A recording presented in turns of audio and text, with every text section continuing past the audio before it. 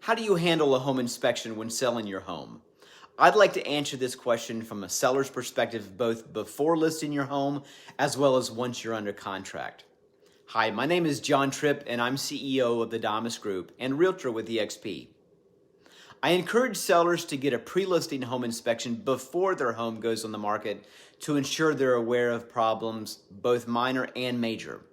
This gives them an opportunity to make repairs and necessary updates before the home is open to the public. If an inspection is done for the first time after the home is under contract, the findings may be a surprise for the seller and a negotiating opportunity for the buyer. Your best bet is to control the outcome by planning a couple of months in advance and having a pre-listing home inspection done. Talk with me about your plans and I may be able to get you this inspection done for free.